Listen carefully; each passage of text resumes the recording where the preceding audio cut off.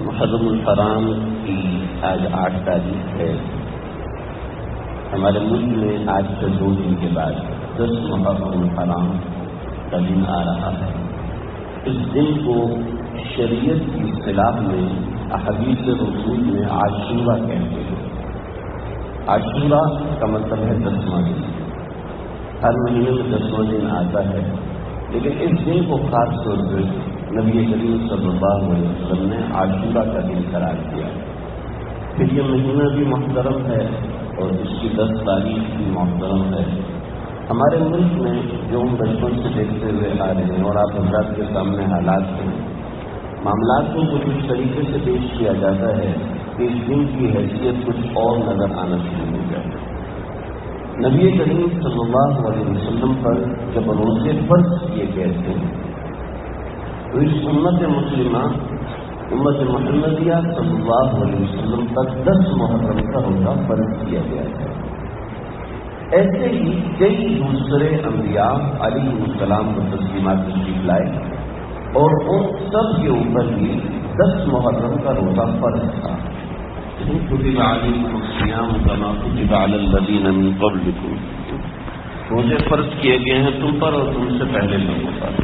اور ہم سے پہلے لوگوں پر جو روزے فرض کیے گئے تھے تو کسی پر ایام 20 کے روزے تھے. ایام 20 یعنی ہر مہینے کی 15 تاریخ سے 13، 14 اور 15 ایام 20 کے روزے فرض کیے گئے تھے. بعض امتوں کے اوپر عید اور جمعرات کا روزہ تھا، بعضوں کے اوپر مہینے کے پہلے ایام کا روزہ تھا، اور بہت سو کے اوپر عاشورے کا روزہ تھا. یعنی سال میں 10 محرم کا روزہ وہ حضرات رکھتے تھے اور اس کے علاوہ کچھ اور روزے بھی تھے. تو یہ 10 محرم الحرام کا دن اپنے لحاظ سے بڑی فوقیت، بڑی اہمیت کا حامل ہے. اس کی فضیلت، اس کی اہمیت کیوں ہے؟ آپ بتائیں جمعے کی اہمیت کیوں ہے؟ کچھ نہیں پتا. آپ بتائیے جناب ذی الحج کی اہمیت کیوں ہے؟ نہیں پتا. رجب کو اللہ نے اپنا مہینہ قرار دیا کیوں؟ ہم نہیں جانتے. ایسے ہی ہفتے کو، جمعے کو ہفتے کا پہلا دن رکھا گیا کیوں؟ ہمیں نہیں پتا. محرم کو پہلا مہینہ رکھا گیا کیوں جی؟ نہیں پتا. رمضان میں روزے فرض ہوئے کیوں فرض ہوئے؟ نہیں پتا. ذی الحج کو قربانی اللہ نے فرض کی ہے جی کیوں؟ اس لیے کہ حضرت ابراہیم علیہ السلام نے اپنے بیٹے کو اس تاریخ میں ذبح کیا تھا تو اس کی یاد میں. تو یہ تو ایک وجہ ہوگی، اور بھی ہو سکتے وجوہات ہوں. وہ کیا وجوہات ہیں ہم نہیں جانتے. تو بعض مرتبہ اللہ تعالیٰ کچھ فضائل بتا دیتے ہیں اور کچھ فضائل نہیں بتاتے. جیسے جمعے کو آپ صلی اللہ علیہ وسلم نے انتخاب فرمایا تو حضرت جبریل نے فرمایا کہ آپ نے فطرت کو پسند فرمایا. فطرت، اب فطرت کیا ہے ہم نہیں جانتے. یعنی انسان کی نیچر ہے، وہ نیچر کا کیا مطلب ہے، کیوں جمعے کے ساتھ متعلق ہے، ہم نہیں جانتے. ایسے ہی عاشورے کے دن کی فضیلت کیوں ہے ہمیں نہیں پتا، ہم نہیں جانتے یہ کیا ہے. لیکن شارع علیہ السلام یعنی نبی کریم صلی اللہ علیہ وسلم نے جب اس کی فضیلت بتا دی کہ یہ دن افضل ہے اس لیے اس دن میں روزہ رکھو، چنانچہ آپ نے فرمایا کہ انی احتسبت من اللہ، مجھے اللہ تعالیٰ سے امید ہے. روایت کا مفہوم ہے، مسلم شریف کی روایت ہے کہ جو عاشورے کے دن کا روزہ رکھے گا تو اللہ کی ذات سے امید ہے کہ اللہ اس کے پچھلے 1 سال کے سارے گناہوں کو معاف کرنا دیں گے. یعنی ایک روزہ پورے پچھلے سال کے گناہوں کی تلافی ہے. مطلب یہ ہوتا ہے کہ جس شخص کو یہ روزہ رکھنے کی توفیق ہوگی اللہ اس کے اندر نیکی کو بڑھا دیں گے، جس کی وجہ سے وہ اپنے پچھلے گناہوں سے توبہ کر لے گا وغیرہ وغیرہ. تو یہ صحیح روایت ہے، مسلم شریف کی حدیث ہے. تو کوشش کرنا چاہیے کہ 10 محرم کی فضیلت کو اس طریقے سے حاصل کیا جائے کیونکہ یہ دن بڑا مکرم ہے، بڑا بھی اہم ہے. بہت سے لوگوں نے اپنی طرف سے بہت سی وجوہات بتائی ہیں لیکن ان کا روایات میں احادیث میں کوئی ذکر نہیں ہے. کہیں اسرائیلی روایت ہو تو وہ اپنی جگہ، جیسے حضرت آدم علیہ السلام جب دنیا میں تشریف لائے ہیں تو وہ 10 محرم کا دن تھا. حضرت آدم علیہ السلام کی جس دن توبہ قبول ہوئی ہے وہ 10 محرم کا دن تھا. سیدنا نوح علیہ السلام کی کشتی جب دریا سے جب طوفان نوح سے پار ہوئی ہے تو وہ 10 محرم کا دن تھا. اور اسی طریقے سے اور بھی بہت سی باتیں کہی جاتی ہیں جن کا حقیقت سے کوئی تعلق نہیں ہے. بعض حضرات کہتے ہیں کہ جی چونکہ محرم کے مہینے میں سیدنا حسین رضی اللہ تعالیٰ عنہ کی شہادت ہوئی تھی تو یہ مہینہ غم کا مہینہ ہے، عام حزن ہے، غم کا مہینہ ہے، ایک ظلم ہوا تھا، لہذا اس مہینے کے اندر کوئی خوشی کی تقریب نہیں کی جائے گی. کچھ لوگ کہتے ہیں کہ جناب کیونکہ کچھ لوگ اس کو غم کا مہینہ کہتے ہیں لہذا اس مہینے میں خوشی کی تقریب لازمی کی جائے. دونوں باتیں غلط ہیں. حضرت مولانا محمود اشرف عثمانی صاحب دامت برکاتہ فرماتے ہیں دونوں ہی افراط و تفریط ہیں. بھائی کیوں محرم کے مہینے کو خوشی کے لیے کیوں مخصوص کیا جا رہا ہے اور محرم کے مہینے کو غم کے لیے کیوں مخصوص کیا جا رہا ہے؟ اس کی شریعت میں کوئی چیز نہیں بتائی، لہذا اس کو خوشی کے ساتھ جوڑنا، اس کو غم کے ساتھ جوڑنا یہ ٹھیک نہیں ہے. لہذا ایک بات سمجھیں کہ محرم اللہ رب العزت کے ان مہینوں میں سے ہے جو محترم مہینے ہیں. اللہ رب العزت نے جب کائنات کو بنایا تو اس میں 12 مہینے رکھے، 12 مہینے رکھے اور 12 مہینوں میں سے پہلا مہینہ محرم کو قرار دیا. کائنات کی ابتدا سے یہ ہے اور جب سے ہماری گنتی ہو رہی ہے، یعنی جب سے ہم تاریخ گن رہے ہیں سیدنا عمر بن خطاب کے زمانے سے لے کر اس وقت سے لے کے آج تک محرم کا مہینہ پہلا مہینہ شمار کیا جاتا ہے. ایک تو اس کی یہ فضیلت اور پھر اس کے ساتھ اس کی فضیلت یہ ہے کہ محرم کو آپ صلی اللہ علیہ وسلم نے حرمت کا مہینہ قرار دیا کہ اس کے اندر لڑائی جھگڑے سے پرہیز کیا جائے، اس کے اندر جنگ و جدال سے پرہیز کیا جائے. اگرچہ جو عالمی سطح پہ جنگیں ہوتی ہیں وہ پہلے محرم کے مہینے میں ممنوع تھی، پھر قاضی بغاوی رحمۃ اللہ علیہ نے صحابہ کا اجماع نقل کیا ہے کہ محرم کے مہینے میں اگر لڑائی ہو جاتی ہے تو اس میں کوئی حرج نہیں ہے، لیکن اس کا احترام اپنی جگہ پر قائم ہے. پھر آپ صلی اللہ علیہ وسلم نے اس کی جو فضیلت فرمائی کہ 10 محرم کا روزہ، اس کی یہ فضیلت ہے کہ جو ایک روزہ رکھے گا اس کو پورے سال کے گناہوں کی معافی ہو جائے گی. تو یہ اس کی بڑی اہمیت ہے. اس کے ساتھ بڑی اہم بات آپ صلی اللہ علیہ وسلم نے ارشاد فرمائی کہ آپ صلی اللہ علیہ وسلم جب مدینہ منورہ تشریف لائے ہیں تو آپ صلی اللہ علیہ وسلم نے دیکھا کہ یہود بھی 10 محرم کا روزہ رکھتے ہیں.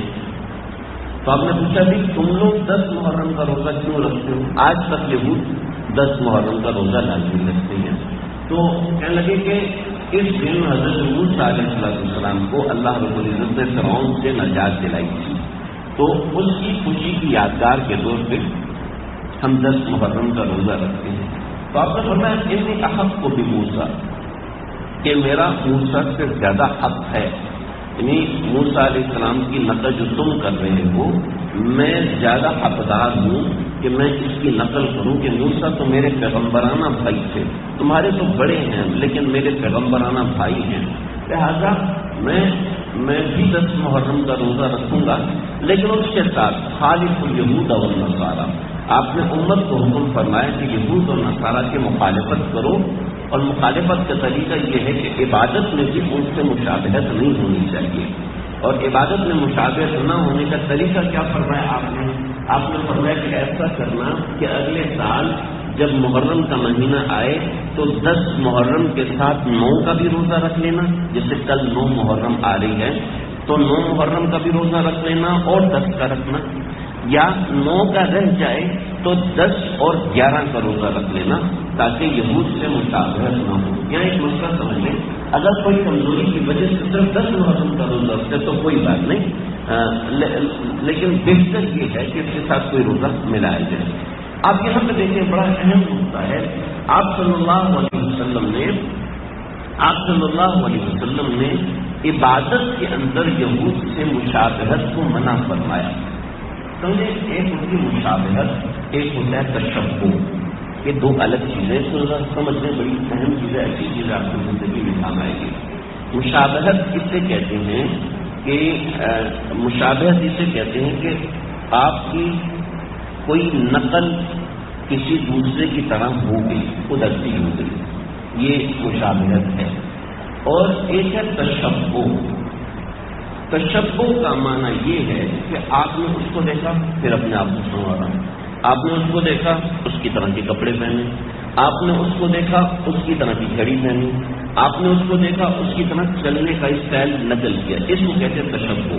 میں ترجمے میں غلطی کر گیا، آپ صلی اللہ علیہ وسلم تشبہ کا معنی فرمایا، مشابہت کا معنی نہیں ہے۔ بطور مثال اگر کوئی شخص مجبوری کی وجہ سے کوئی ڈریس کوڈ پہن رہا ہے جو کفار کا ایک شعار ہے، کوئی مجبوری میں ڈریس کوڈ پہن رہا ہے اور وہ کفار کا شعار ہے، تو یہ مشابہت ہے، تشبہ نہیں۔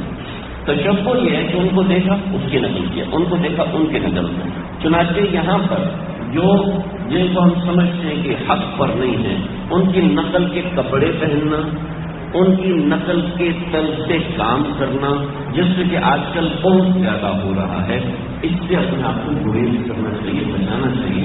نبی کریم صلی اللہ علیہ وسلم نے فرمایا کہ من تشبہ بقوم فهو منهم، جو کسی قوم کا تشبہ اختیار کرے گا، اس کی نقل کرے گا، تو فهو منهم، روز قیامت وہ انہی کے ساتھ اٹھایا جائے گا۔ اب سمجھیں، ہمارے بہت سے لوگ ان ایام کے اندر اہل تشریح حضرات کے جلسوں میں شریک ہوتے ہیں، ان کی طرح کالے کپڑے پہنتے ہیں، جیسے وہ لوگ حلیم بناتے ہیں 9-10 محرم کو، ایسے ہمارے بھائی بھی 9-10 محرم کو حلیم بناتے ہیں، جسے کھچڑا بھی کہتے ہیں، حلیم بھی کہتے ہیں۔ ان کی نقل میں یہ سب چیزیں کرتے ہیں اور کالے کپڑے پہنتے ہیں اور یہ سمجھتے ہیں کہ بھائی کیونکہ حضرت حسین کا شوق ہے تو وہ ہم نے منانا ہے۔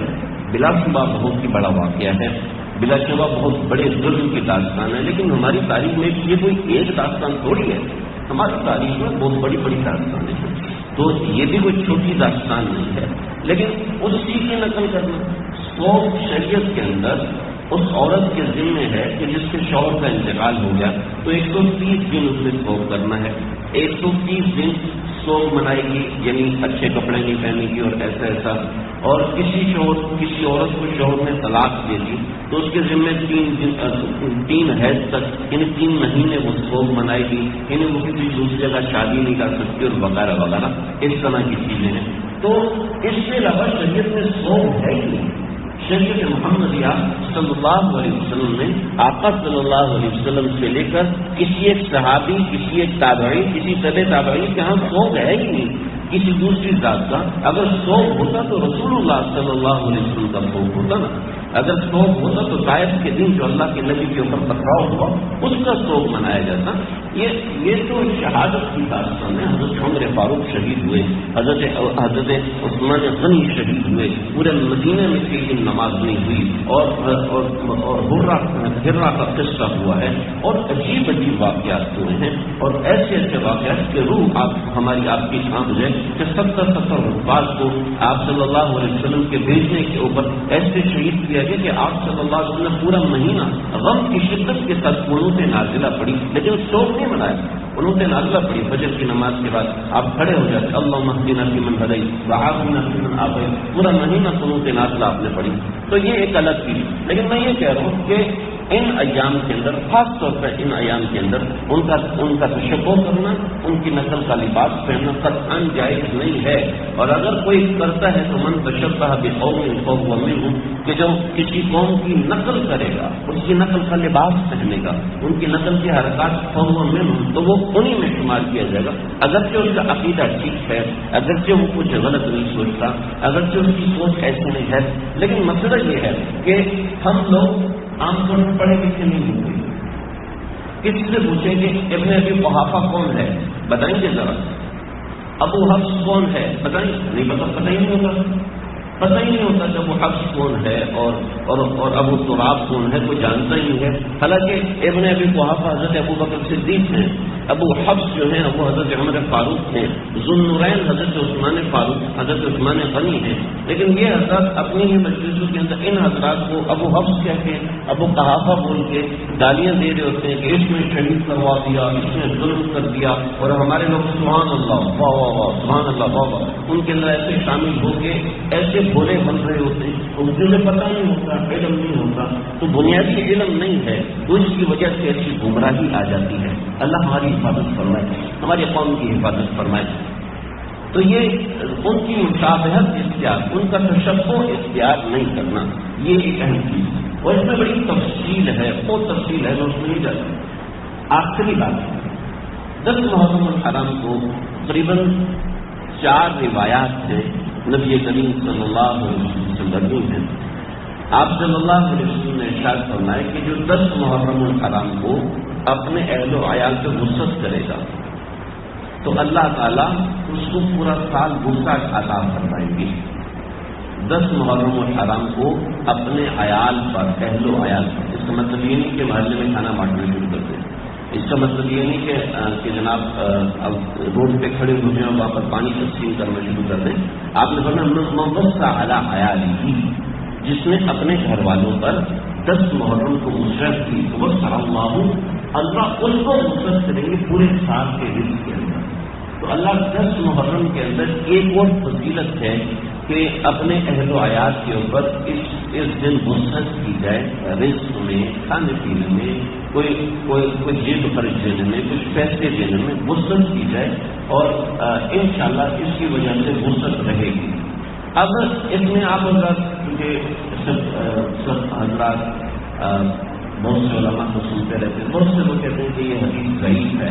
ہاں صحیح ہے، حدیث ضعیف ہے، لیکن اب حدیث دیکھیں کہ 4 صحابہ سے مروی، 4 صحابہ سے مروی ہے، ہر ایک نے مختلف الفاظ ذکر کیے ہیں۔ عوام الناس کو سمجھانا ممکن نہیں کہ ضعیف حدیث سے پہ عمل کیسے کیا جا سکتا ہے، لیکن آپ دیکھیں سیدنا ابو ہریرہ رضی اللہ عنہ، ان کا بھی یہی عمل تھا، فرماتے ہیں ہمارا مستقل یہ عمل رہا، تجربہ رہا۔ حضرت جابر بن عبداللہ رضی اللہ عنہ، ان کا بھی زندگی بھر یہ عمل رہا، فرمایا کہ 10 محرم کو وسعت کی تو اللہ نے پورا سال وسعت دی۔